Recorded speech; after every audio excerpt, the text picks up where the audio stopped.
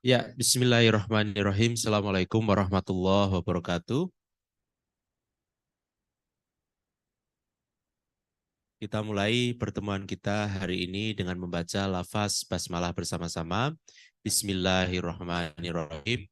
Alhamdulillah wa syukrulillah. La haula wa la quwata illa billah. Rabbi syrahli sadri wa yassirli amri wa hlul 'uqdatam min lisani yafqahu qawli, amma ba'du.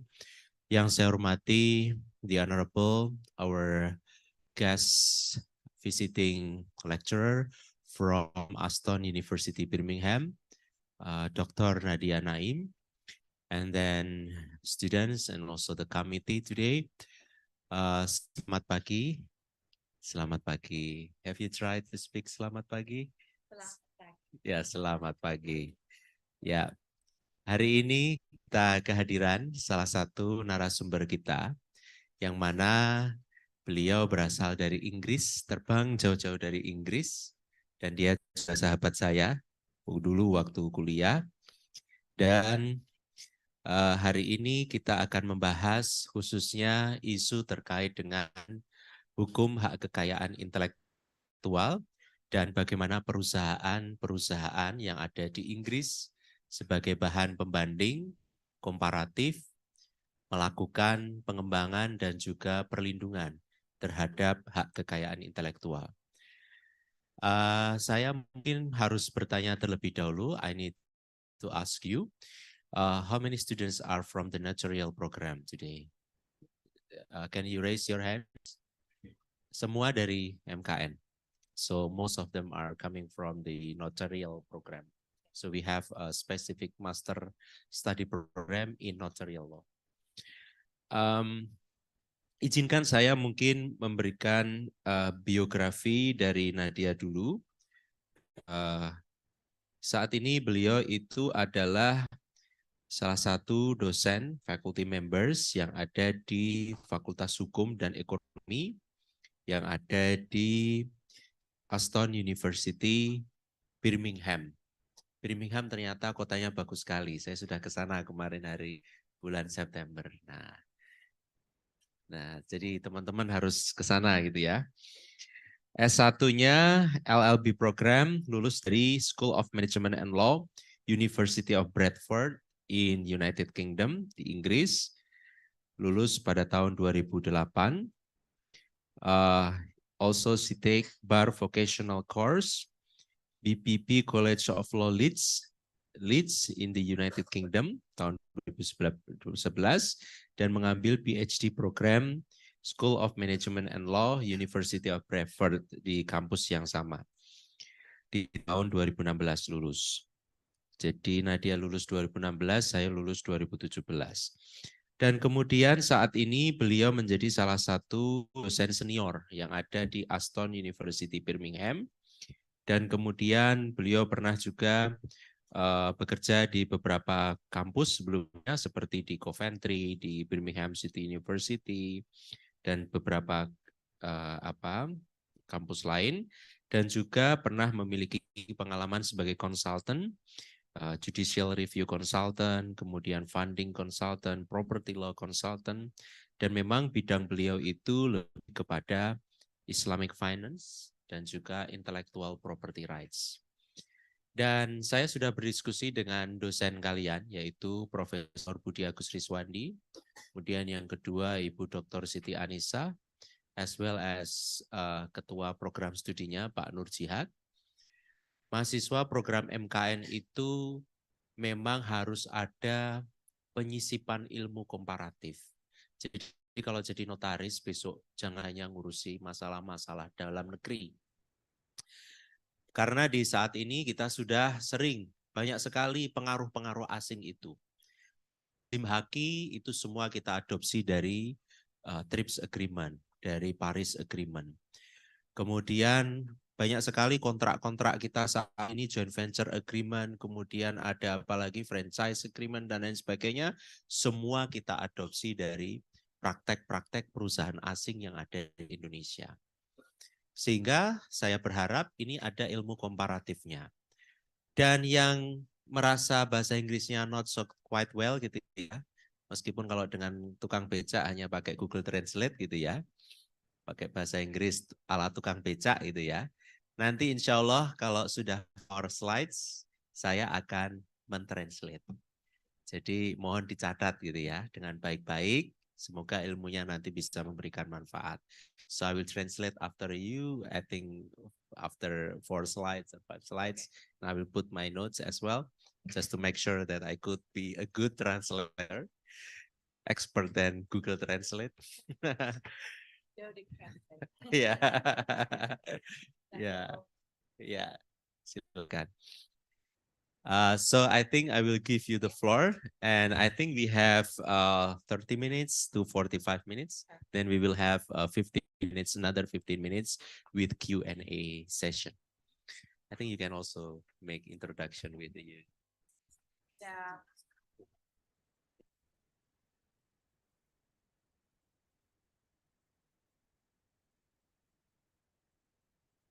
Oh boleh, nanti di akhir-akhir pas Q&A. Gitu ya. Yep. Please. Okay. Good morning, everyone. Nice to see so many of you here. I'm Nadia. Thank you for the introduction, Dodek. And I'm going to talk to you about intellectual property and its relevance to companies and what is intellectual property all about? Why is it so important? So to tell you a little bit about my university, I'm from Aston University and we are in Birmingham in the UK. So we are the 30th overall in the UK. We are now in the top 500 in the world ranking. And we are a very business focused university. So all our degrees, all our programs are to help students into employment. And we do a lot of placement-based modules. We do a lot of Aston Global Advantage activities. So everything we do has a very kind of business-focused theme to it. And with intellectual property, that has a strong business theme in itself.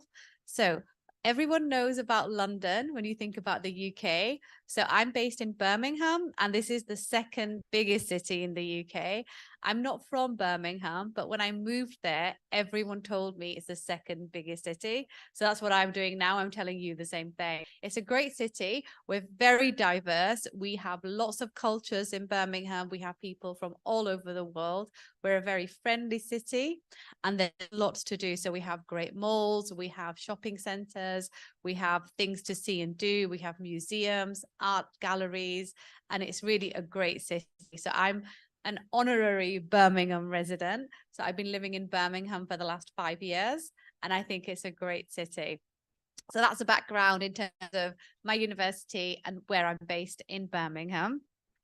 So what I want to do today is take you on an IP journey and tell you why intellectual property is so important and what intellectual property is out there and why it is relevant to you as students, especially if you're thinking about company law or working in the business field. In fact, I think no matter what degree you do, whether it's engineering, whether it's pharmacy, medicine, art, creative, engineering, you need to think about intellectual property because it's so important and it's so relevant. So why is it of interest? So if you think about the top companies in the world, they all have strong intellectual property rights. So they have 6 times more employees than companies that do not have intellectual property.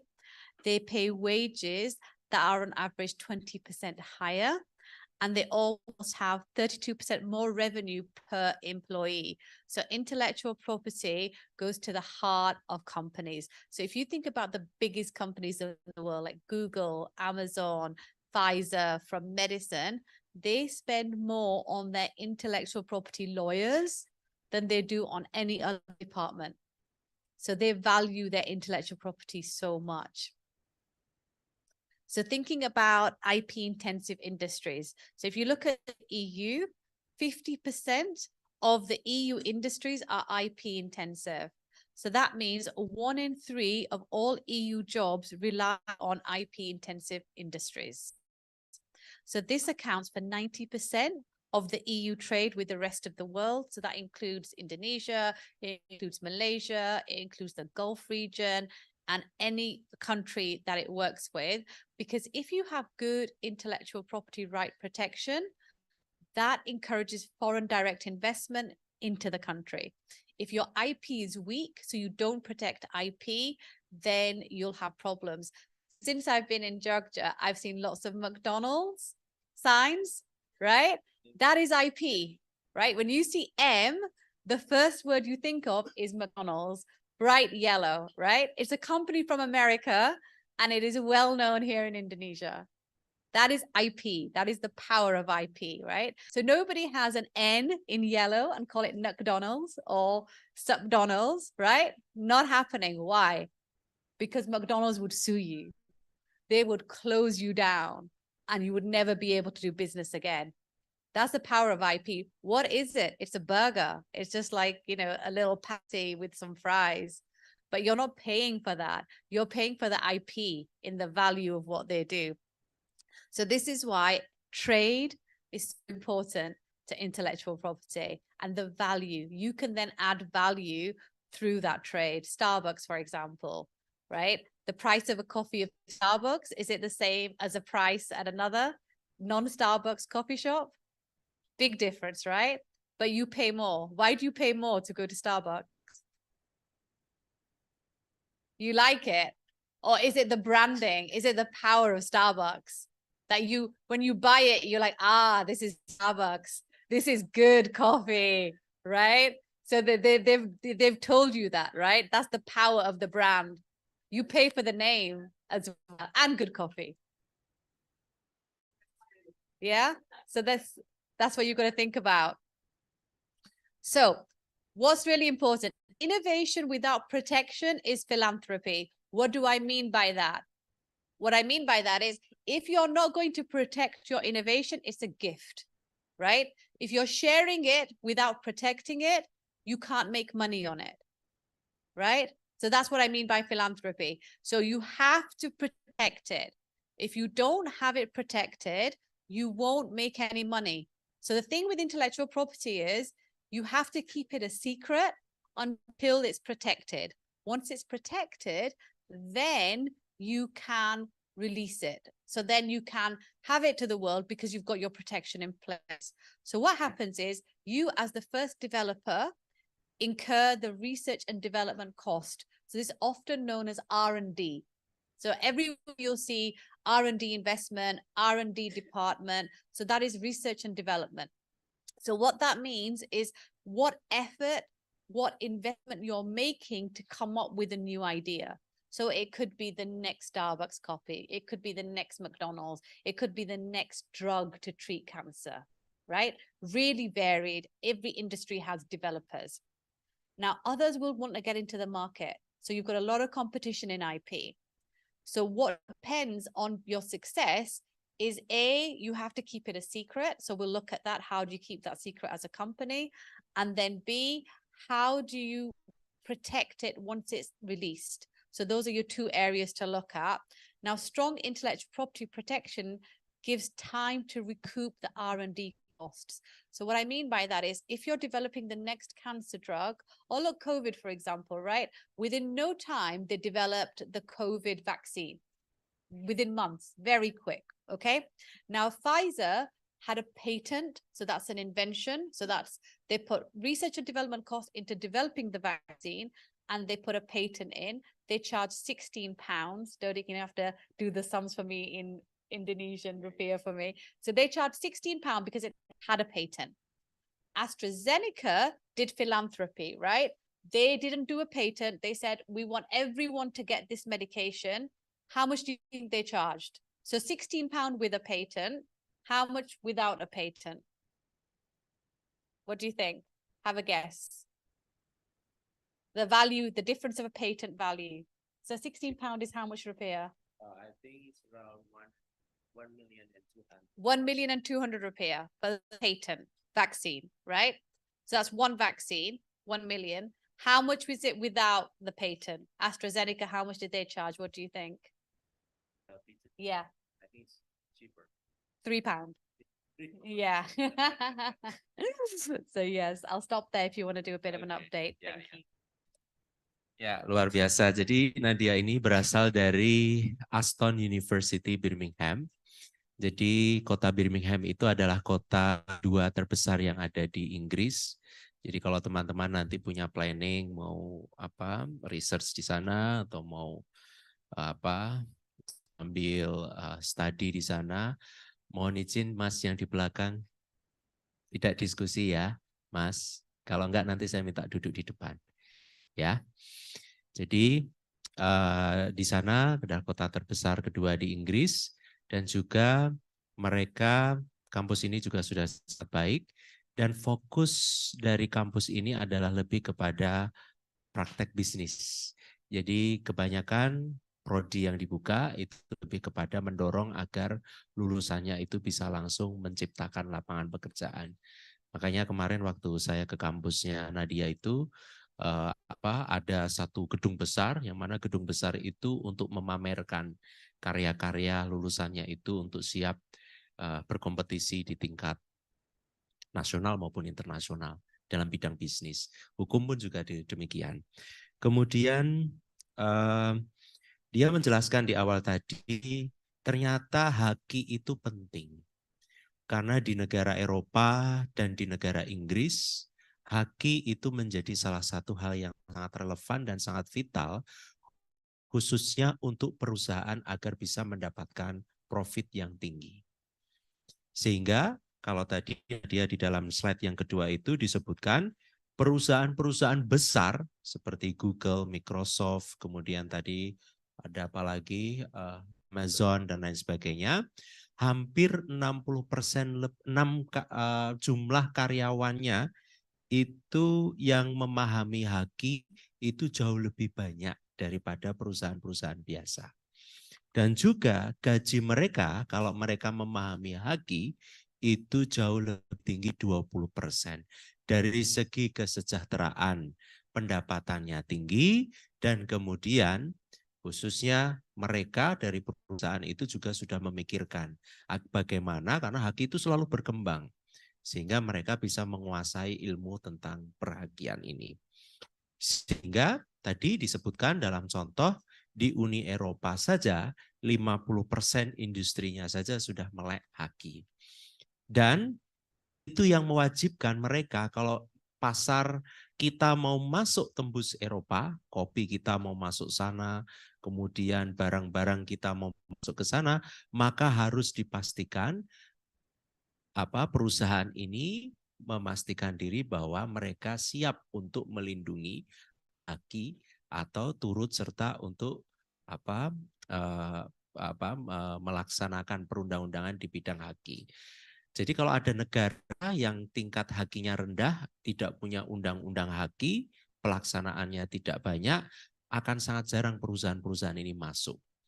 Makanya perusahaan-perusahaan besar yang ada di Eropa, di Amerika, itu baru akan melakukan investasi kalau negara-negara itu bisa melaksanakan peraturan undang-undangan di bidang haki dengan baik. Dan juga tadi disebutkan, kalian kan lihat tadi ada contoh McDonald's gitu ya, ada M gitu ya. Kalau M orang sudah pasti itu McDonald's gitu ya. Tapi di Indonesia itu agak unik karena ada juga M itu bisa mbok berek gitu ya, atau mpok pinah atau siapa gitu ya, kalau di Bandung kan gitu. Nah ini kenapa bisa McDonald's gitu ya? Karena haki itu lebih kepada branding dan kemudian stigma masyarakat bahwa itu merek baik, makanannya bagus dan lain sebagainya. Dan ini yang menyebabkan kemudian banyak orang mencoba untuk membranding dengan haki agar barang yang ia jual itu bisa jauh lebih mahal. Makanya kopi yang kita biasa beli itu paling cuma harganya 10.000 itu di pinggir jalan atau di kantin Fakultas Hukum. Tapi kalau belinya di Starbucks itu bisa jadi 55.000 ditambah PPh. Jadi itu kurang lebih ya 67.000 sekian. Nah inilah kehebatannya haki yang mana itu bisa menimbulkan profit yang jauh lebih tinggi. Itulah mengapa tadi di slide terakhir inovasi tanpa perlindungan itu berarti apa yang inovasi yang diciptakan itu tidak akan ada maknanya atau dianggap oleh Nadia tadi filantropi atau sekedar itu hibah cuma-cuma begitu. Sedangkan kalau inovasi dengan perlindungan, maka yang timbul adalah profit. Makanya perusahaan-perusahaan itu dibutuhkan memiliki yang namanya tim research and development, tim pengembangan dan riset. Untuk memastikan apa? Ya namanya bikin haki itu tidak hanya kalian semedi 30 hari, terus bikin gambar-gambar terus jadi merek, enggak. Kalian harus riset, kira-kira dengan makanan seperti ini akan digambar seperti apa, menciptakan persepsi masyarakat menjadi baik, begitu kan? Kan tidak ada kok gambar ayam goreng tapi kok gambarnya ayam digantung gitu kan, enggak begitu. Jangan kelihatannya kok menyeramkan gitu ya. Pasti ada riset dan development-nya sampai kepada timbul keinginan customer itu untuk membeli produk-produk yang dibeli. Makanya tadi dicontohkan oleh Nadia, vaksin yang kita beli dari negara-negara luar itu, yang kemarin disuntikkan ke kita sampai tambahan dosis, itu harganya 63 pound sterling, 1,2 juta. Kalau kalian beli vaksin di Eropa atau di, what is the name of the vaccine that you mentioned? 60, the name? Pfizer. That's sangat mahal, 60 pounds. 60 pounds, 1 pounds kan 20.000 sekian. Dan saudara tahu harga vaksin Pfizer itu satu ampulnya berapa? 60.000 rupiah, 90.000 rupiah.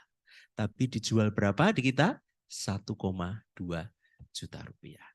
Makanya orang-orang penemu vaksin itu mereka sudah amat sangat kaya raya sekali. Orang yang menemukan iPhone, orang yang menemukan Macintosh, orang yang menemukan Starbucks, orang yang menemukan apa itu semua orang-orang yang karena dia tahu haki, kekayaannya berlipat-lipat.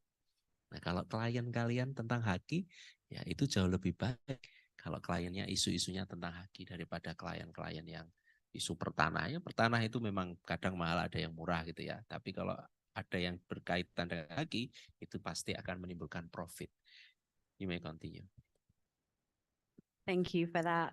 So, thinking about intellectual property. So the starting point is, have you got a new idea, right? So put on your thinking cap and what ideas can you come up with? It's not easy, right? Coming up with something new. What is new that we can do that adds to IP? But there's constantly new inventions, constantly new ideas. So your starting point is an idea, but in intellectual property, you cannot protect an idea. Okay. An idea is your starting point. Anybody can have an idea. You cannot monopolize an idea. What you do with the idea, that's when intellectual property comes in, right? So if I said to you, I have an idea to write a book about a boy wizard who goes into a magical land and he takes on monsters and dragons, what does that remind you of? What's a famous book with a boy wizard? Harry Potter, you see? So I cannot copy Harry Potter, but I can come up with a new idea about a magical land. So anybody can write a book on magic. But if I write a book about Harry Potter, I'm going to get sued by J.K. Rowling. That is her copyright. So the intellectual property comes in once you take that idea forward and you develop it. Now, within intellectual property rights, there isn't just one type. So intellectual property rights begin with an idea for either an invention. So thinking about an invention, what's the most successful invention you think we have? It's the invention that we are always looking for. We check it before we go to bed, first thing in the morning. Right now, your hand is going towards it. What's the best invention, do you think? The most successful invention? The iPhone. Everyone has an iPhone or a Samsung phone in the entire world. So if you are Apple, your IP is making you very, very rich, right? And then what Apple do, which is really clever in inventions, they keep inventing. So they keep coming up with the new iPhone. I don't know what number we're on, iPhone 57. Who has the latest iPhone? But you see the number, and every time new invention, new patents, new technology. So you're constantly willing to pay so much more for an iPhone than you are a different company. Designs are design rights. So design are like, you know, the Coca-Cola bottle, and it has that very glass bottle design.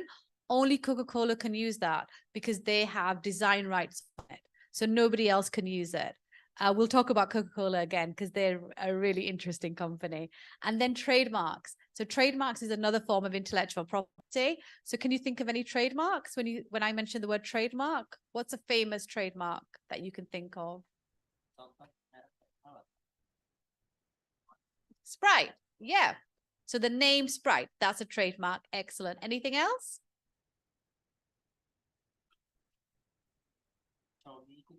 Yeah. Yeah, that would be a trademark. Good. Yeah. So everything is, we're surrounded by trademarks. You have so many trademarks in front of you. Your phone will be trademarked. Clothing, watches, bags, everything will be a trademark because that is a sign of reputation. So you either buy the very expensive trademark or you buy the cheaper trademark because that's what you associate value to. And then songs, TV programs, software, all of these things are copyright. So each different type of intellectual property right has its own test and it has its own way to protect it. Oh, sorry. And then there's lots of other types as well. So we have confidentiality, patents, design rights, copyright, and trademarks. Now, companies, especially if you want to work in company law and within a company, confidentiality is actually very, very important. So we look at how confidentiality works. So in terms of confidentiality agreements, they don't have to be highly innovative. What they have to look at is what information are you sharing with another company or another person, but you don't want it to be made available. So to give you an example, with patents, if you are in a restaurant and you are discussing your invention with your colleague, and then somebody on the other table hears what you are saying, they can then file for the patent before you do. And that's fine. That's not illegal. So it's your responsibility to protect your patent. So when you're having a conversation, where are you having it? Are you having it in a public space? Because that's not a good idea. Who's involved? What is the duty? So is there an implied duty on employees? So if you're working between yourself and a director, a doctor-patient, solicitor-client, all of these relationships have implied consent. So when you have these third-party recipients, you have to make sure that they're aware of the facts and the confidentiality elements to it. So what you need is, they're called non-disclosure agreements. So these are legally binding contracts, and this is where one party discloses information in confidence to another party. So what does this cover? It covers ideas, it covers know-how, it covers description of invention, it covers formulas, it covers research and business information negotiations. So thinking about confidentiality agreements, these are really, really important. And the one company that takes this very, very seriously is Coca-Cola. So Coca-Cola have a secret recipe for their drink, right? So everyone knows Coca-Cola. You recognize the bright red, you recognize the writing, all of that is IP protected. But their recipe is a trade secret, because any other type of IP, if you want a patent, you get a 20-year monopoly, which means for 20 years, you license your patent and everybody pays you. But with a trade secret, as long as you can keep it secret, your IP remains with you, right? So you don't lose it. So what Coca-Cola do is they take their non-disclosure agreements and confidentiality very, very seriously. They keep their recipe in a vault, in another vault, and another vault. So it's like super protected. There's only like a handful of people who have access to the vault, and they can't travel together in case they all in an airplane crash. So very, very serious, a bit like the royal family. And what happens is they have an assistant who works for them and helps them access the codes and do everything. Now, the people that the specialist get paid very well, the assistant not very well. Okay, Now, one assistant was very unhappy about this, and she got her hands on the secret recipe, right? What do you think she did with the secret recipe? Did she say, oh, I'm so sorry, let me put it back? No. So what would you do if you were going to be a bit unethical? If you got your hands on the Coca-Cola recipe, who would you take it to? Who's the big competitor of Coca-Cola? Pepsi, yes. So she took the recipe to Pepsi and said to Pepsi, I have Coca-Cola's secret ingredient, secret recipe. What do you think Pepsi did? Did Pepsi say, yes, let's have it? What would Pepsi do? You're Pepsi now. You're the Pepsi board. You have the Coca-Cola recipe. What are you going to do? Kalau rahasia resepnya dikasihkan ke Pepsi, terus perusahaannya apa? Apa yang akan dilakukan oleh Pepsi? Remember, you have your own IP in Pepsi. You have your own branding. You have your own reputation. Coca-Cola has their IP. So think about business. Think about it from a business sense. What do you do to protect your own brand? Or do you take Pepsi's recipe? What do you do? Ah, okay. Now think about it from a business angle. What is a good business move to do here? What to build your brand and your reputation as Pepsi with your customers? Well, okay, I'll tell you what Pepsi did. Pepsi didn't take the recipe. Pepsi called Coca-Cola and said, we have your recipe here. We're not going to look at it. But they called the lady in and said, yeah, come in. We want to see it. And then she was arrested. So she went to prison. So that's first lesson to her. But Pepsi broke the news on social media. So Pepsi shares went up because the brand loyal. They were like, Pepsi cares so much about their product for us. They don't want the Coca-Cola recipe. And the Coca-Cola shares went up because there was a good relationship between Pepsi and Coca-Cola. So in IP, it's about that business strategy. It's about that relationship between the businesses. So the lady went to jail, but the two companies made even more money. There you go. So confidential information, trade secrets, so important. But you have to protect them. You can't register them. If you register them, they go into a time frame and you lose them. So it's really important to have non-disclosure agreements. Pepsi Cola have loads of these. All big companies do. When you go to work for an IP company or you work for a company that has IP, they will ask you to sign non-disclosure agreements. It will be in your employment contract. So it's really important to look at these and look at what your requirements are through non-disclosure agreements. Okay, shall I stop there for a second? Yeah.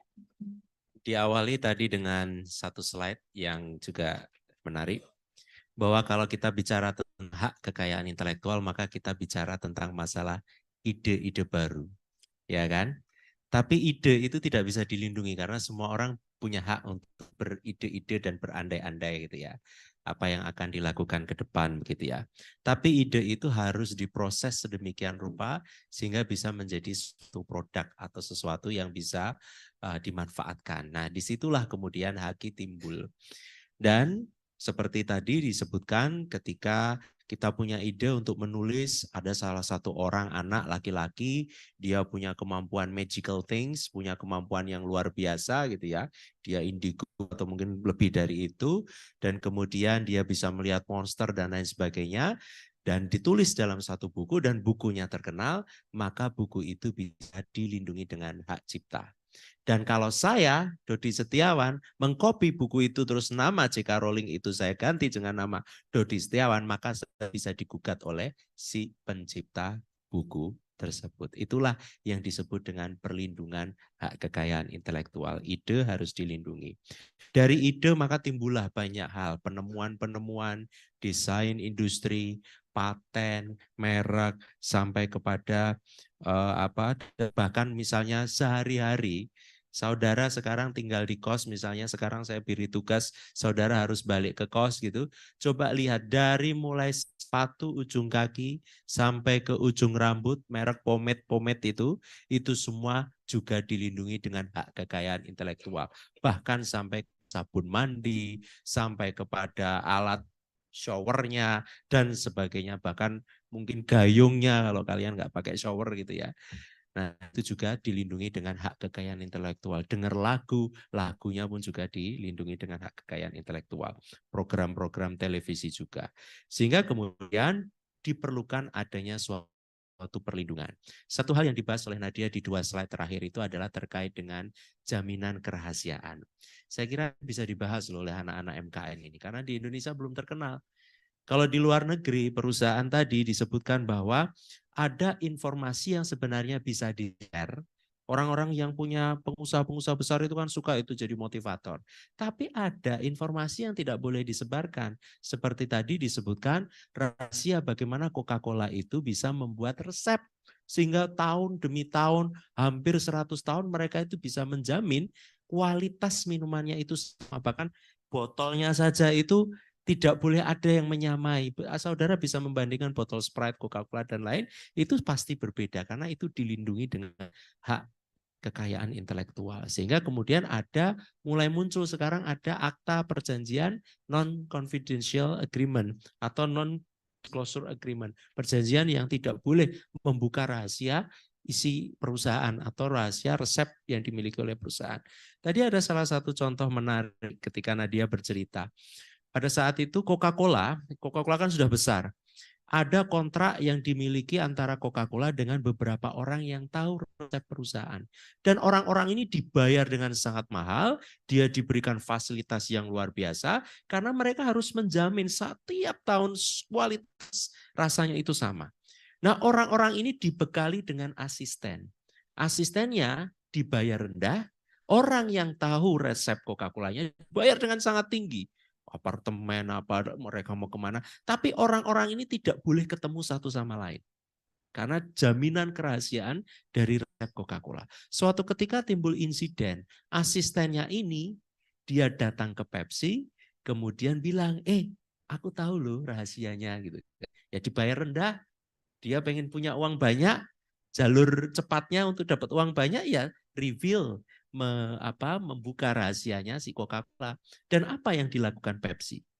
Pepsi justru malah menyampaikan ke Coca-Cola, "Hei Coca-Cola, resepmu sekarang dibocorkan asistenmu." Lapor ke polisi, asistennya tadi ditangkap polisi, dan apa yang terjadi? Saham perusahaannya Pepsi menjadi tinggi. Kenapa? Karena masyarakatnya, wah Pepsi ini ternyata perusahaan yang punya nilai, loyalitas, jaminan kerahasiaan. Jadi orang kalau minum Pepsi itu, dia sudah dengar berita-beritanya kan jadi viral. Kalau Pepsi tidak mau membocorkan rahasianya Coca-Cola. Dan Coca-Cola sahamnya jadi tinggi dari situ. Nah itulah mengapa haki itu sangat penting sekali.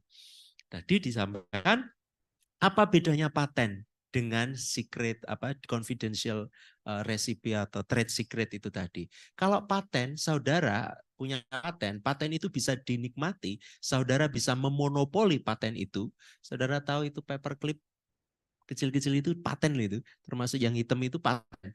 Dan itu selama 20 tahun. Sedangkan kalau trade secret itu selama saudara tidak membuka rahasia. Nah, makanya kalau trade secret kan jaminannya bisa seumur hidup, bahkan bisa sampai ke generasi berikutnya. Nah, ini yang kelebihan dari tadi yang disampaikan Nadia. You may continue.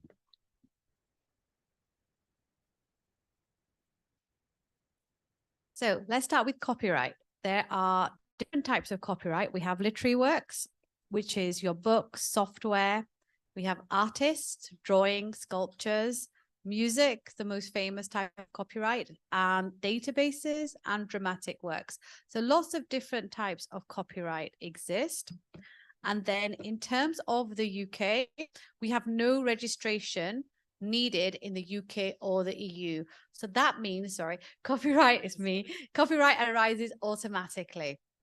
So as soon as you create your work, so if you're writing, if you are budding artist, if you are drawing, if you are making music, put a C on. So you see that in the work, it's a C in a circle and then your name and date. That is your automatic copyright. And then it's the intellectual creation of the author. but it must be in a tangible form. So what that means is copyright in your head as an idea is not copyright.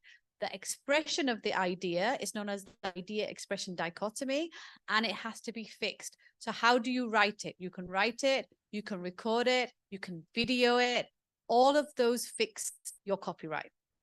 Then it will not cover facts or information. So if you're going through the history of the royal family and you put that down in a book, that's not really copyright because it's facts. When there was a king, when there was a queen, how many children they had, that is not copyright. Okay.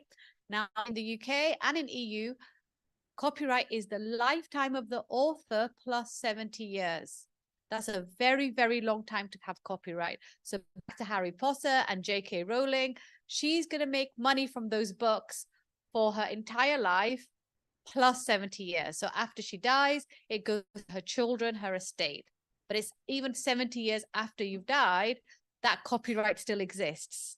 Only after 70 years it expires. Now you might be thinking, why 70 years? Is there a really good reason? Is there like a lot of rationale? Is there a really big, important reason? Now, does anybody know why it's 70 years actually, before I tell you why? Any ideas? No? Okay. Lifespan, yes, it's your lifespan plus 7. That's a good reason. So say, for example, we say there's a difference in how long people live. Some people die early, some people die late. So as an average plus 70, I like that. That is good. In reality, it's known as the Mickey Mouse clause. So what happened is that under the trade-related intellectual property standards, known as TRIPS, it was lifetime plus 50 years. Now, Walt Disney, you've heard of the famous characters, right? Mickey Mouse, Minnie Mouse, all of these famous characters. So he has copyright on these characters. As it was getting near to life plus 50, the copyright was expiring. So what did the American Association of Intellectual Property do?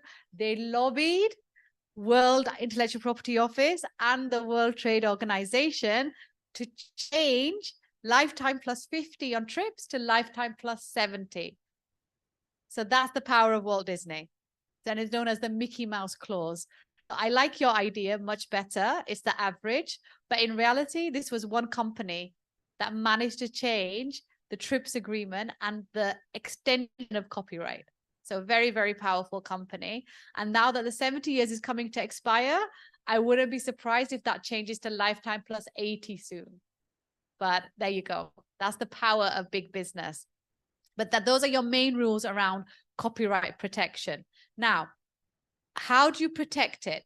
If something has been created independently, there is no infringement, there is no copyright infringement. So if you are coming up with your own book on a magical boy in a wizard land and somebody else is doing the same book independently, absolutely fine. But if you've copied from their book, if you copied any part of their book, then you have copyright infringement. Now, there has to be an opportunity for the defendant to have seen or heard the claimant's work, and you need evidence. Now, copyright infringement is about quality, not quantity, right? So if you copy quantity of somebody's work, but not the main part of the work, then you're okay. So it really depends on what you're infringing. So it's known as a substantial amount. So what is a substantial part of the copyright that you are taking? Is it the quality or the most memorable part? So this is Mona Lisa. If I copy her smile, which is the famous smile in the Louvre in Paris, then I'm going to be in trouble with copyright infringement. If I maybe copy a part of her hair, nobody will be making that causal link. So there has to be an advantage that you are taking from somebody else's work. So if you are thinking about developing your own copyright, whether it's a book or it's a design or it's fashion, you can get ideas from others, but you can't copy their ideas. If you do, then there will be intellectual property infringement. And copyright infringement is very, very expensive. So what a lot of businesses do is that they don't think about it at the start of a business. So what happens is you start a business, you don't think about your intellectual property. And then when you start making money, so when your business starts to do well, that's when the intellectual property comes in. So let's look at trademarks, because trademarks are your most important sign, right? This is, you can set up a business, you can have a company name, but you don't necessarily have to have a trademark. The problem is that then your trademark isn't registered. So you'll see these signs a lot, right? TM and R, right? So the TM means it's a trademark, but the R is that a registered trademark. So I can trademark a business. I don't know. I'm not very creative, so I can't think on the spot, but I want to write a book. Okay. Now, if I want to write a book, I have to trademark my business name. So what happens is, if I don't trademark, somebody else can use my name and impact my business. So I've got a short video here to show you guys on how that works. So this is Jojo Mama Bebe, who is, she does maternity wear, high street wear for families and children. And she didn't register her trademark on time, and that caused her problems. So just watch this and see the value of trademark. Fingers crossed it works for me. Let's see.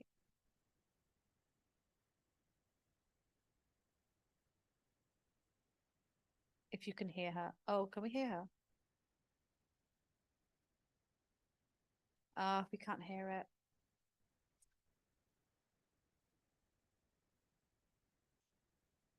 Volume? How do I get the, yeah.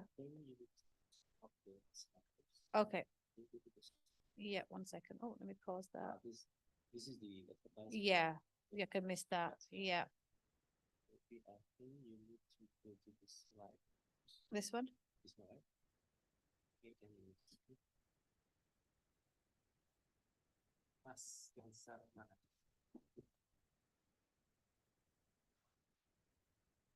Oh, this one. That one, yeah. And okay. Now you can make it bigger. Okay. Oh, hang on, let me see. That's something else. This one, Let's see this one. This one of these. It's one of these. Apa suaranya nggak ada ya? Audio. Sudah satu. Sudah maksimum.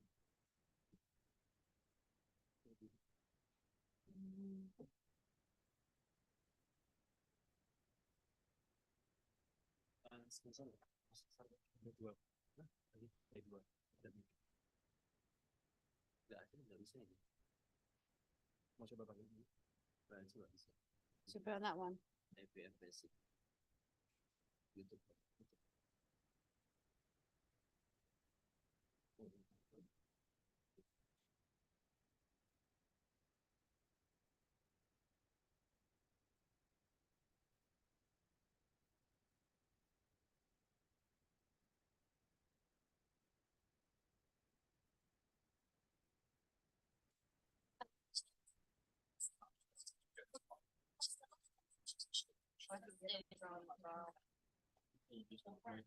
Yeah. Registering your name at Companies House or owning the domain into your website gives you no legal right to prevent others from using it as a trademark. Registering your brand name or logo as a trademark will let others know that you are serious about protecting your own intellectual property. You invest a lot of time when you name your business, service, or product. And that name is your brand, which over time can become your most valuable company asset. Registering your name at Companies House or owning the domain name to your website gives you no legal right to prevent others from using it as a trademark. Registering your brand name or logo as a trademark will let others know that you are serious about protecting your own intellectual property. It will also make it easier for you to stop others from copying your trademarks and trading off your good name. A registered trademark can be identified by an R in a circle. You can apply online through the Intellectual Property Office, or you can get help from a trademark attorney. Not every name can be registered as a trademark. Words that directly describe what you sell or the services you offer can't be registered. Neither can names that have become customary in your line of trade, such as 4x4 for vehicles. They have to be original too. Commonly used phrases, such as putting customers first, can't be registered as trademarks because they're not distinctive to any one business, and because traders shouldn't ever be prevented from being able to state that they put their customers first. A trademark can be a logo or a word or a combination of the two. It can also be a shape, a colour, or even a sound. It can't be offensive to the public or contain taboo words or pornographic images.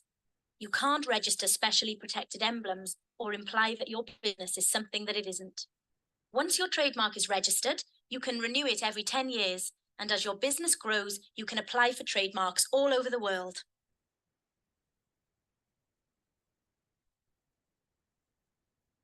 The best invention.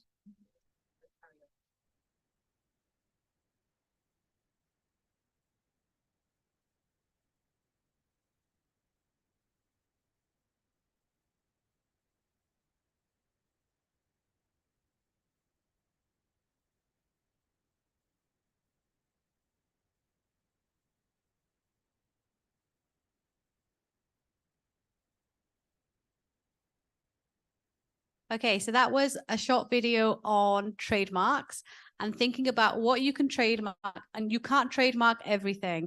So if your trademark is generic, or if it sounds too much like an existing trademark, you can't have it. So the idea is to come up with something that is unique, something that's genuinely not been heard before. So McDonald's made McDonald's famous. Before the word McDonald's, it didn't mean anything. But now when you hear the word McDonald's, you think, okay, burger, fries, drink, like it's that connection that they're making for you. So that's what you need to think about when you think about your trademark.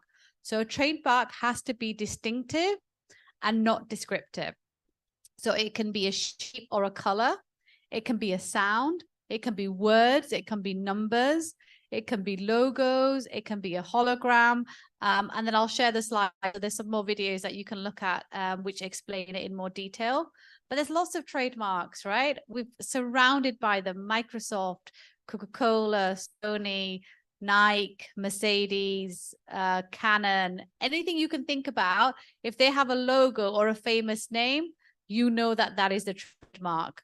And it can be so many different things. So there's names, logos, even the slogans are trademarked. So Nike has a famous slogan. What is it? Just do it. Just do it. There you go. So then they've trademarked that as well. So that now belongs to Nike. They can have color themes. So the ladies might know this. There's a famous Louboutin shoe, which is a black shoe with a red block on the heel. That is patented. That is trademarked to Louboutin. And then shape, sound, even smells. You can trademark a smell. So there's lots of trademark options out there. The issue is in the UK, we have two main areas. They're absolute grounds for refusal and relative grounds for refusal. So what the absolute grounds for refusal are, that your trademark cannot be devoid of character. So what that means is if your trademark is 7 days a week, you can't have 7 days a week because everyone knows there's 7 days in a week. If the trademark office lets you trademark that, it makes it impossible for anybody else to use. Because once you have a trademark, if you want to use it, you have to pay. There's a licensing fee. So the McDonald's pay for it. The Starbucks pay for the name. Everyone is paying a licensing fee. So absolute grounds for refusal mean anything that is too generic can't be trademarked. So you can't have a trademark mega sale because it's a mega sale. Anybody can have a mega sale, right?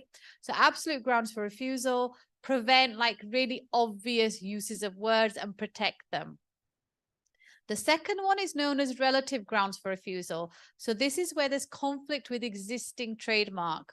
Now, if you've got a trademark that is an identical name to another, and it's in the same goods and services. So trademarks have two areas. One is the name, and the second one is the goods and services.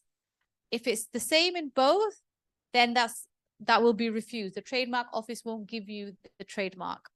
Now, if it's similar, also you can get refused. So like I was saying with Starbucks, I don't know, you come up with Warbucks, or you change the name a little bit, still Starbucks will shut you down, right? It's similar. Now, the third category is the tricky one. So this is when the trademark is identical or similar, but the goods are very different. Now, normally that wouldn't be an infringement, but if you are a big company, then you can still stop the trademark. So Chevy is a famous American car. It's like the big pink car, and it's Chevy cars. And then another company did Chevy detergent. So washing up liquid, Chevy cleaning. In terms of the goods, very different, a car and detergent. But because the name Chevy is so famous, they sued the detergent company. So that's the third category, but you have to be a really big company for that. So the bigger the company, the more power you have in intellectual property.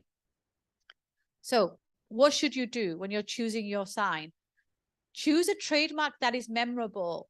Come up with something unique. Like think about all of these brands that we know, Gucci, Versace, doesn't mean anything. They gave that trademark meaning. So if you want a trademark, give it meaning, right? What kind of image are you trying to create? Is your trademark distinctive? Does your mark describe your goods or services? What trademark do your competitors use, right? So if your trademark is too similar to your competitors, again, you're going to have problems. Does your trademark have a different meaning in another language? So that's also worth remembering. If there's a different language and your trademark has a different meaning in that language, then you might have to think about morality issues and how to control that as well. So that's the trademark section if you want to. Yeah. I think we only have 5 to 10 minutes after this. Oke. Luar biasa tadi videonya menggambarkan bagaimana proses perlindungan haki yang ada di Uni Eropa dan di negara barat. Dan yang paling khas tadi yang saya catat itu sampai ini terkenang-kenang gitu ya. Saya kalau sama anak lagi senang nonton Mickey Mouse gitu ya, ya meskipun kita cari yang tidak kejar-kejaran, tidak pukul-pukulan gitu ya. Anak saya masih kecil-kecil. Saya punya 2 anak yang masih kecil-kecil. Nah, jadi bagaimana cara mendaftar haki itu kalau misalnya di Uni Eropa. Jadi yang paling penting itu sudah ada selama itu sudah ada produknya atau karyanya itu bisa langsung otomatis mendapatkan perlindungan haki.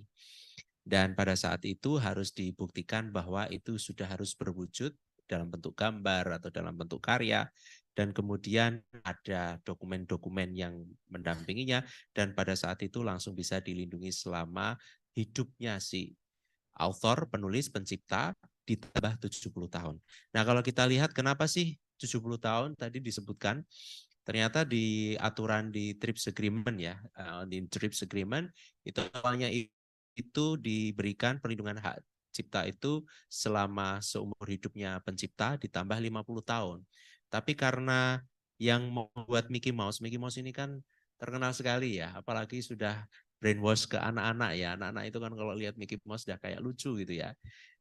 Nah, maka kemudian karena saking besarnya punya nama, Mickey Mouse ini ternyata sudah hampir mendekati 50 tahun dan ingin tetap melindungi karya ciptanya, sehingga kemudian coba melobi. Jadi ternyata aturan ini dirubah karena adanya lobby besar dari perusahaan ini, perusahaan Mickey Mouse, sehingga kemudian melobi sampai ke organisasi perdagangan dunia, sampai kepada kantor haki yang ada di Uni Eropa, dan kemudian bisa mendapatkan perlindungan sampai seumur hidup pencipta ditambah 70 tahun. Jadi ditambahi 20 tahun.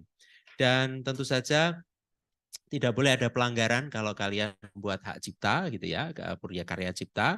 Bagaimana cara melihatnya apakah ada pelanggaran atau tidak? Yang penting tidak boleh identik seluruh atau sebagian secara substantif. Jadi perlu dilihat dari segi kuantitas, kualitasnya seperti itu, dan tadi disebutkan di situ ada huruf TM gitu ya. TM itu artinya itu berarti trademark hak cipta gitu ya.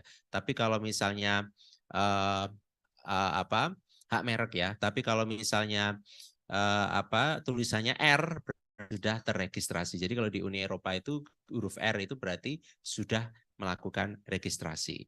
Dan tentu saja masyarakat yang merasa bahwa karyanya ada kesamaan dengan yang lain itu bisa mengajukan penolakan gitu ya.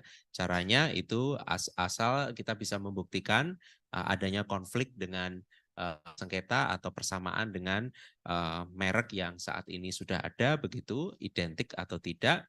Dan tadi Nadia juga memberikan bagaimana sih cara membuat merek agar kemudian baru dan tidak dimiliki oleh perusahaan lain. Ternyata ada yang pertama harus unik.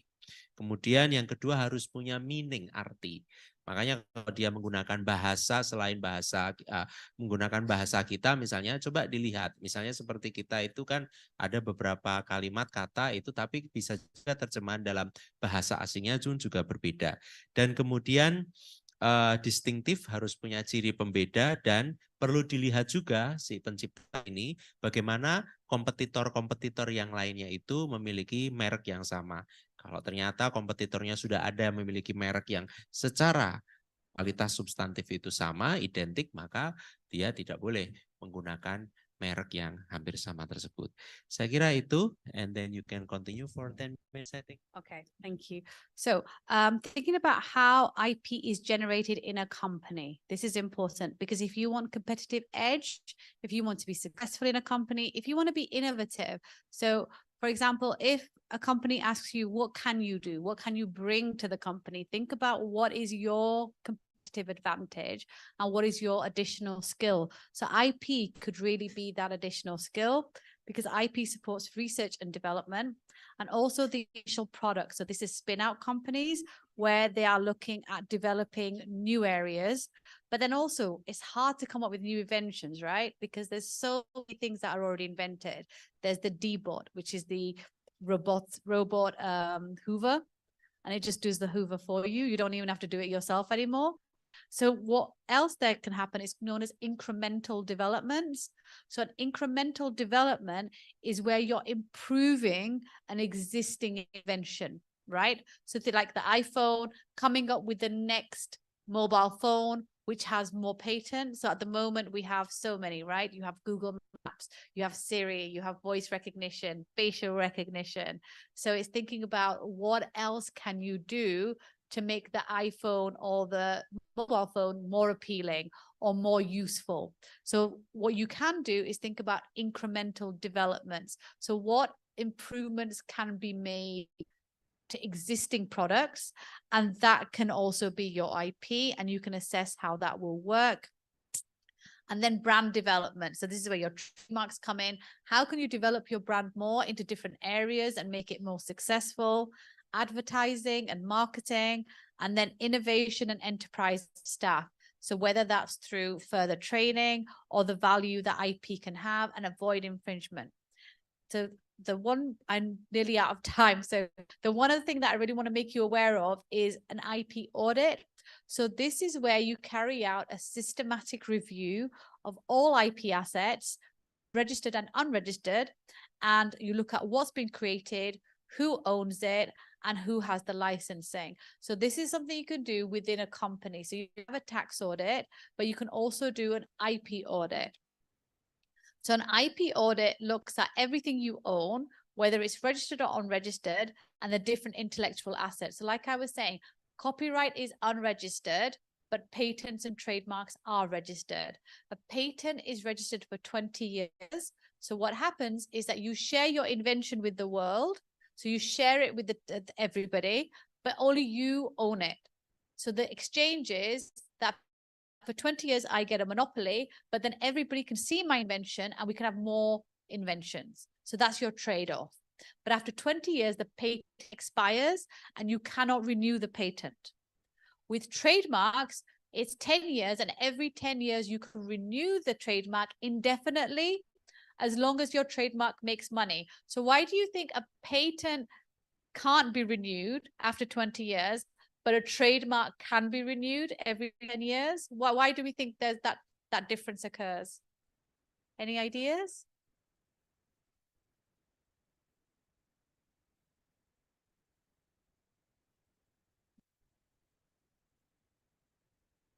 Ada yang mau berpendapat?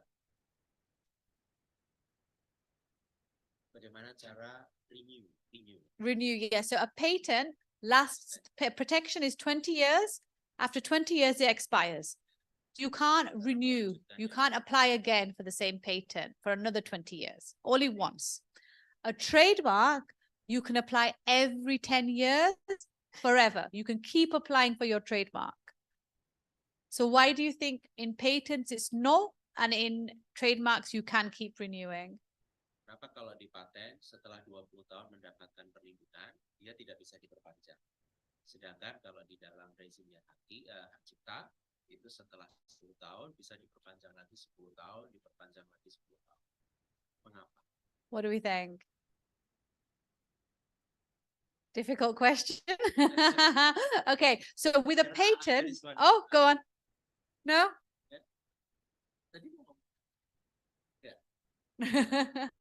Okay, so with a patent, because it's an invention, you can only have an invention once because you've got 20 years. So for example, in drugs, you get 20 years to make money on your drugs, and you can charge.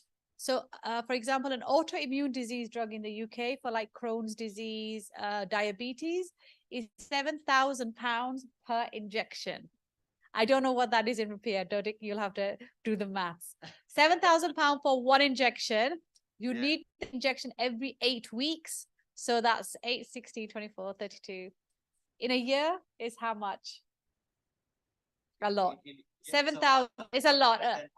140 million for one patient for 1 year. It's called, it's for diabetes, Crohn's, eczema, autoimmune diseases. So it's called ustekinumab. It's a Stelara is the product name, right? So that is patent. And for 20 years, they're charging that much money. So after that, they can't keep charging. It has to be available to the public because they've made back their R&D. So the reason they charge a lot of money is because they put a lot of money into developing it, but then they've got their R&D. But with a trademark, you have to be allowed to renew. So think about Apple. If after 10 years, they had to change their name, what would it be? Pear, orange? It wouldn't work, right? So you identify the name. So in trademarks, you're allowed to keep renewing so that Apple stays Apple, McDonald's stays McDonald's, Starbucks stays Starbucks. So that's the difference between the two. In patents, you make your money back because you charge so much. In trademarks, your brand keeps growing, so you can keep renewing.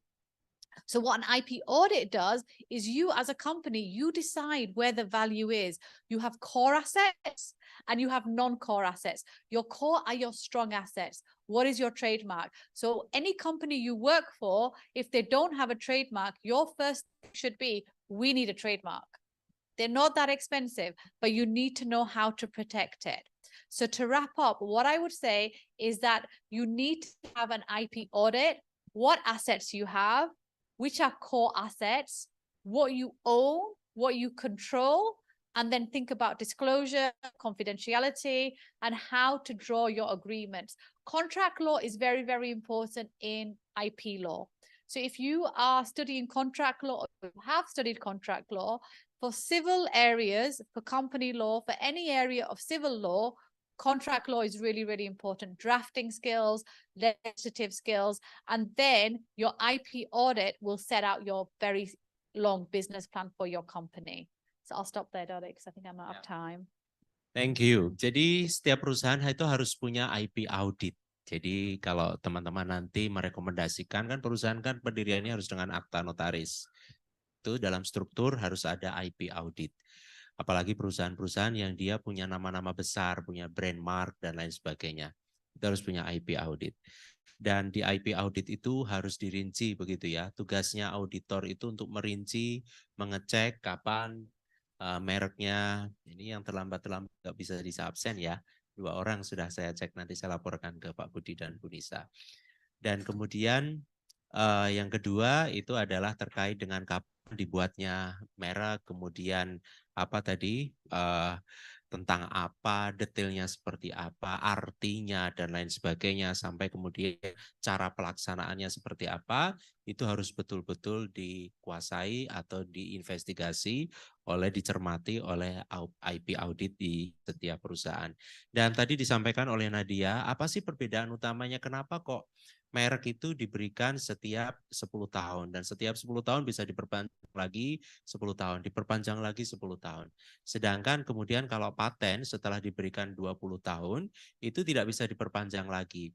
Ada kisah tadi yang disampaikan oleh Nadia, di Inggris itu ada salah satu perusahaan yang bisa menciptakan injection, ampul ya, ampul kalau kata istri saya kan dokter, ampul atau injeksi, tapi itu injeksinya itu namanya tadi apa itu autoimmune system gitu ya, jadi dia bisa menciptakan autoimmune. Nah, ini injeksinya itu sebenarnya harganya murah begitu ya, tapi karena dia memiliki waktu 20 tahun untuk dilindungi paten ini, maka si penciptanya ini bisa memberikan harga biaya yang luar biasa mahal.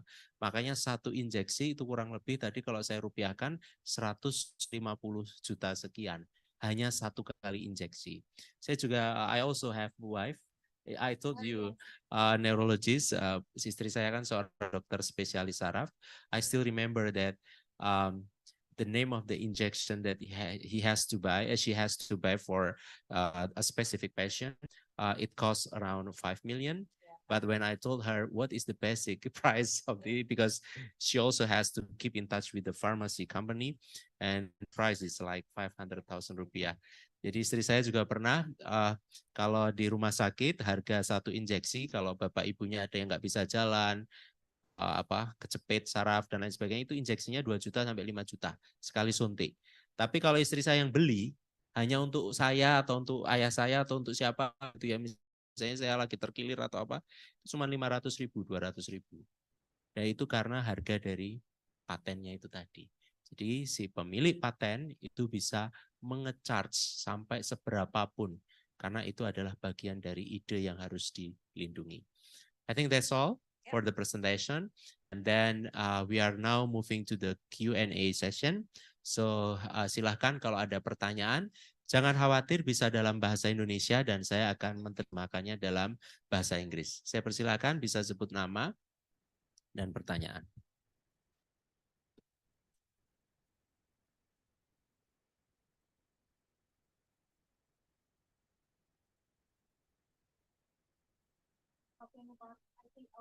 Yeah. For the small company, is it both annually or monthly? Also, the IP audit is done periodically. So I think at the start of the business, you need to have an IP audit, and then every 6 months. Yeah, so not every month, because then that would be too much, but every 6 months review your IP. At the start of the audit, you would need a trademark. That would be your first one. And then check for any copyright, patents, confidential information, know-how, trade secret, design rights. So check all that you have at the start. So there is a checklist that you can use. I'll share it afterwards.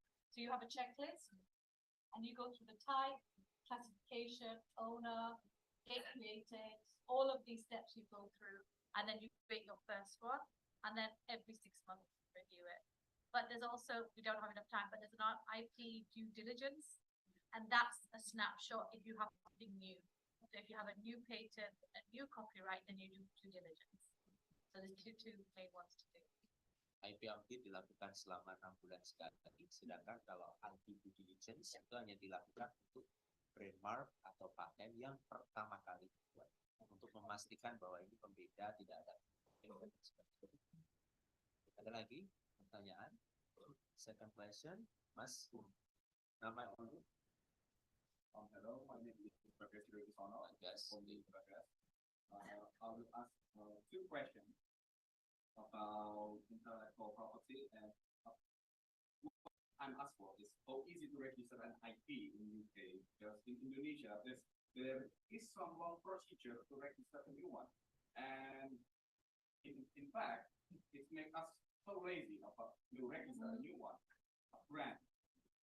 And also, what policy that you suggest that increase the awareness to people in Indonesia about IP? Very good question. I think also I would like to modify this question. Okay. I just came up with some ideas. How about the famous product? You have a very famous product. I have the Apple, you have the Louis Vuitton, Gucci, Versace. And then should they also register in Indonesia? Because most Indonesian rich, they also have this brand and they really want to make imitation. Yes. So do those famous brand marks also have to be registered? Good question. So in terms of the first question of registration, right? So trademarks are much more easier to register in the UK. It's not very, very expensive. It's about £180. And it's pretty quick. but you have to do all the checks. So you have to make sure it's not absolute grounds for refusal, it's not obvious, it's not devoid of character.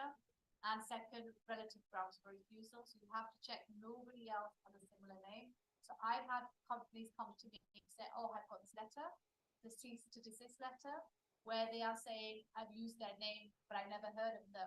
So you've got to be really detailed and check that you've checked everywhere, you make sure it's not there, and then you get the trademark. Patents take longer. Inventions take, this is why the drugs companies charge so much, because it can take a few years to get the patent, and then they've lost those few years. So you apply for your patent, you get priority after 18 months, then another year or two to get the patent, and then your 20-year clock has started. So in reality, you have the patent for 15, 16 years.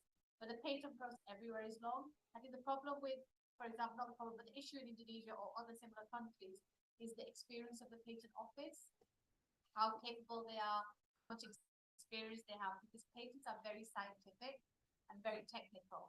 So what you have to do is you have to check all of the invention steps and make sure they all work and test it and use all of the testing. So that does take a long time with patents. But trademarks, no. Copyright, do you register in Indonesia copyright, or is it automatic? It's not automatic. They have to be They have to registered. register. Okay, so that will be straightforward. Trademarks will be straightforward. Patents will still take a long time. Design rights will take some time as well. The more technical the invention, the longer it takes. But it's a problem everywhere. Even with scientific invention, the big companies want to fast track, and that's maybe something to do in Indonesia, maybe a fast track for patents in certain areas and in terms of the need. But the question on imitation is a big one, because do you pay the UK European Gucci price in Indonesia? Is that fair? Really? Like in terms of, the value, or could there be a certain value attached for certain regions? So that's a problem at the moment, because the cost is the same.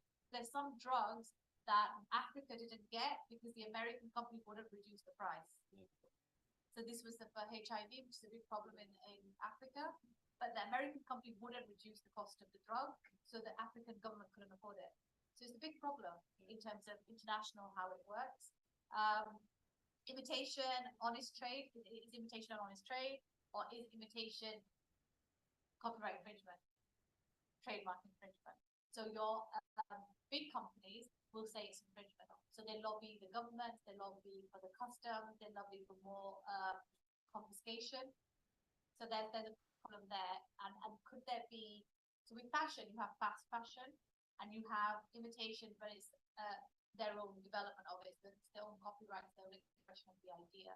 But with the big companies, they will say no. They will say that you need to protect our trademark and you need to stop all imitation. But how do you stop all imitation? And if I don't want to buy Gucci, I intentionally want to buy the imitation, is the imitation a trade in itself? So that's where the conversations need to happen. That's a really good question, because that's exactly what's happening at the moment. I think in terms of awareness, what I do is I look at intellectual property and Islamic finance. And I think especially like with the Gulf, with Malaysia and similar in Indonesia, the problem you have is intellectual property rights are often foreign rights. So there's not a lot of homegrown intellectual property. There's not the equivalent of Starbucks, the equivalent of McDonald's, which is just as famous and just as value is there. So you pay the same. There's a difference in the value. So through Islamic finance, what you can have is intellectual property financing, but using Islamic finance, so it's compliant. So it's not interest generating. It's seen through religion, it's protected. And then I think then in terms of awareness, intellectual property can grow, and it can have more of a public acceptance of what value intellectual property has. Because for a long time, intellectual property is seen as foreign, and it's seen as American prices in the region, or UK, European prices, which are too different. So I think there's some interesting work going on in that area to raise the awareness, because Indonesia is on the US special watch list, priority watch list for software infringement. So they do they check every country in the world, and they have a priority watch list, not on the watch list.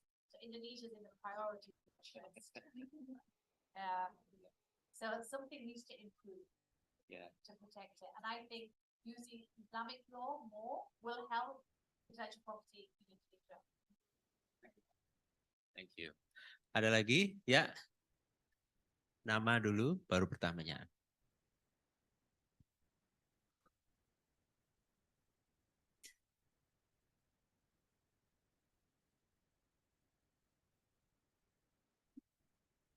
Dalam bahasa Indonesia boleh, nanti saya terjemahkan. Mau diterjemahkan pakai bahasa Arab, bahasa Prancis saya juga bisa. Mau bahasa cinta juga bisa.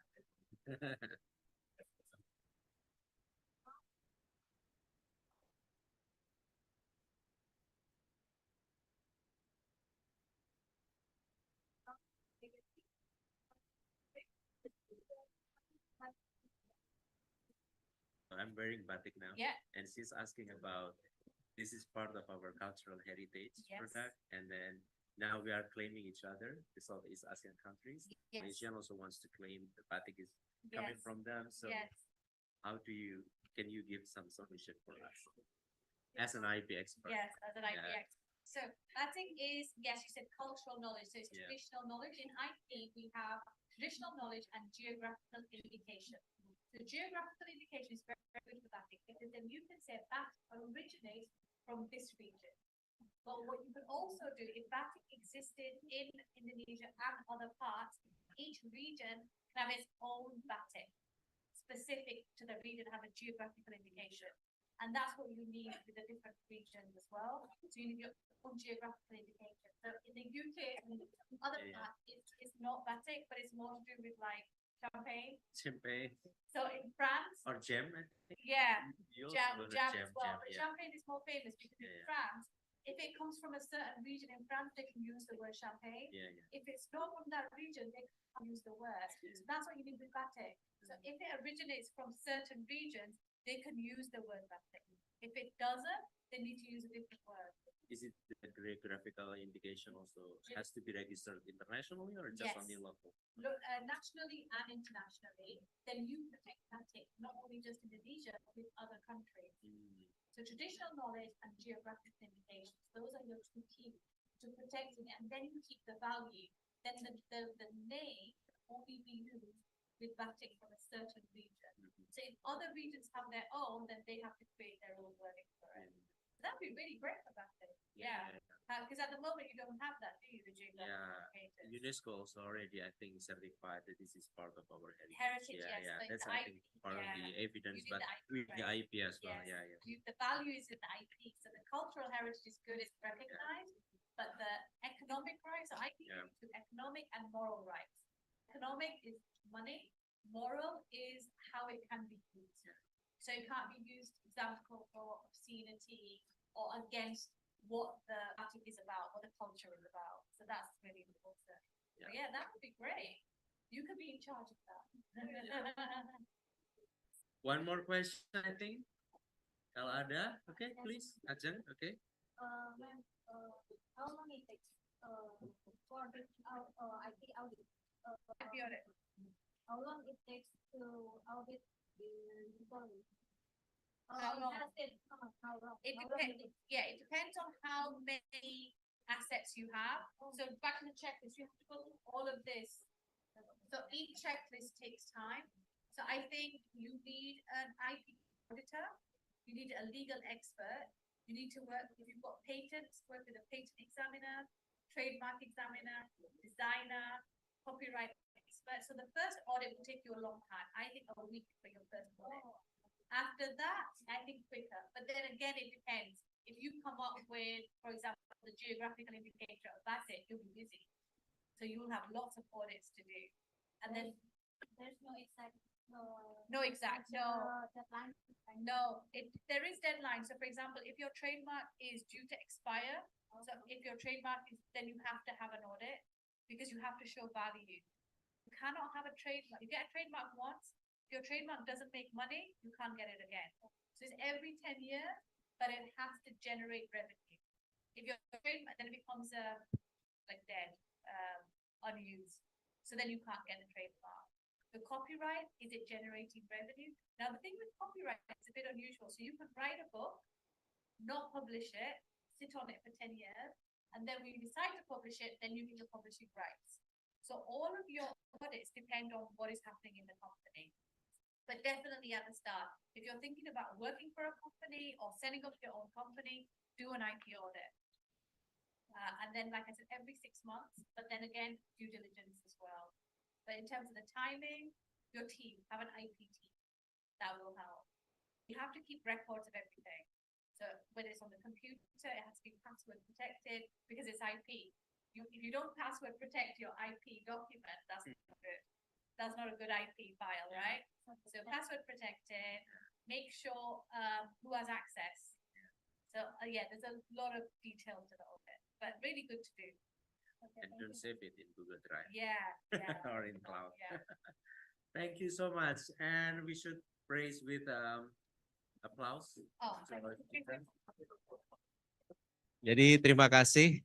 Saya kira I think you need to provide one sentence, 2 sentences, just like concluding remarks and providing support and motivations for our students. I got the report from the committee that all of them are coming from the notarial study program. So can you provide some kind of tips and tricks or maybe motivation word how they should also learn the IP as part of their profession once they graduated? Okay, so is everybody graduating soon? Inshallah. Inshallah. Kalau enggak, sudah tahu.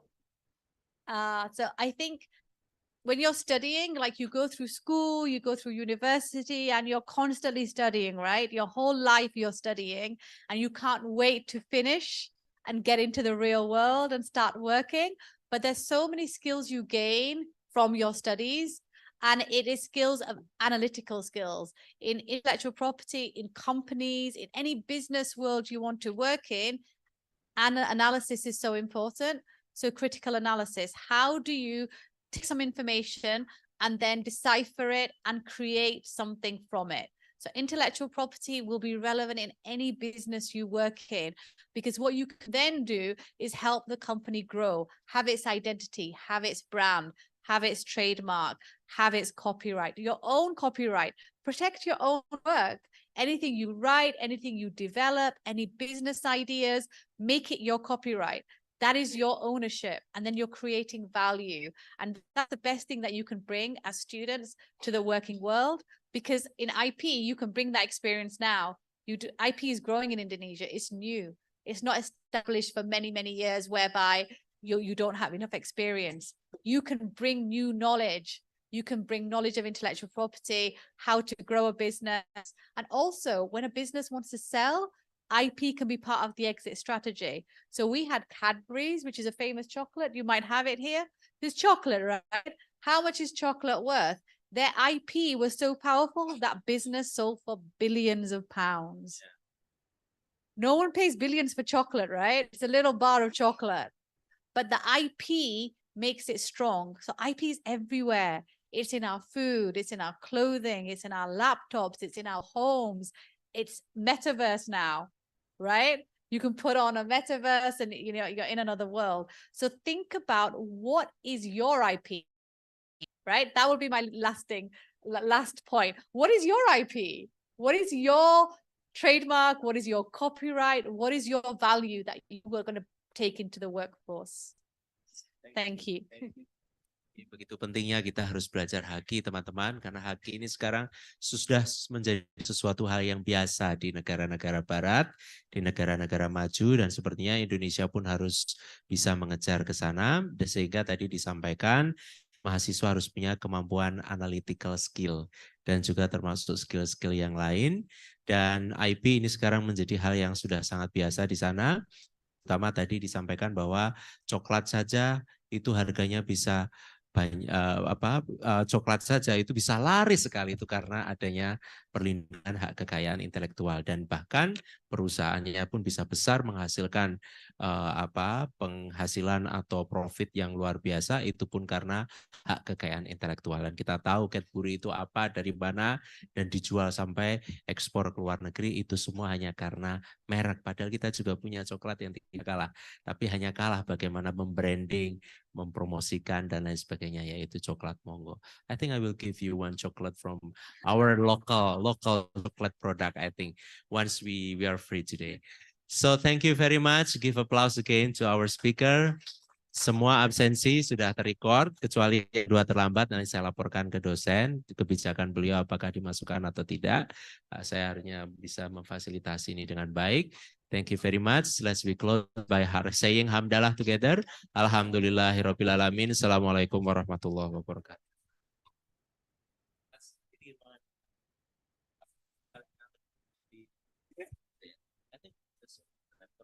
Yeah, I can charge it anyway. And then